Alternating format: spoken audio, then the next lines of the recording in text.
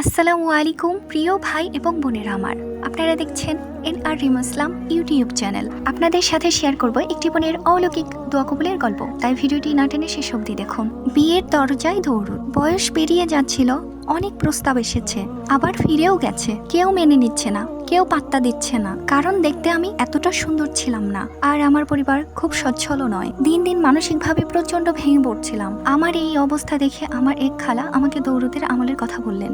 আমার খালা বললেন, বিয়ে তোর রিজিকে আছে, কিন্তু সেই দরজা খুলতে দৌড়ুদ দরকার। বেশি বেশি দৌড়ুদ পর, দেখবি সবকিছু ঠিক হয়ে যাবে। খালার কথা মতো আমিও দৌড়ুদ পড়তে শুরু করে দিলাম এবং 2000 করে ইস্তেগফার পড়তাম। প্রত্যেক দিন 500 দৌড়ুদে ইব্রাহিম। এই আমলগুলি আমি টানা 1 মাস করলাম। 27তম দিনে হঠাৎ করে এক পরিবার থেকে আমার বিয়ের প্রস্তাব আসে। ছেলে দেশের বাহিরে থাকে, হাফেজও বটে। আমি একটা সাদাসিধে জীবন চাই।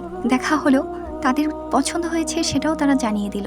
আজ আমি এক সন্তানের মা, আমার মতো করে চলতে পারি, কোনো বাধা নেই। এত তুচ্ছ তার ছেলের পর আমি রবের নিয়ামতের সাগরে ভাসছি। আমি চাইলেই হয়নি, আমি চাইলেই পাইনি। যা হয়েছে সব দৌড়তে ইব্রাহিমের কারণে হয়েছে। আমার রব আমাকে অনেক নিয়ামত দিয়েছেন। আলহামদুলিল্লাহ, আলহামদুলিল্লাহ, আলহামদুলিল্লাহ। প্রিয় বোনেরা, আপনারাও যদি আপনাদের দোয়া কবুলের গল্প আমার চ্যানেলে প্রচার করতে চান, দেখবেন আমার চ্যানেলে হোয়াটসঅ্যাপ নাম্বার দেওয়া আছে, সেখানে যোগাযোগ করবেন। ধন্যবাদ।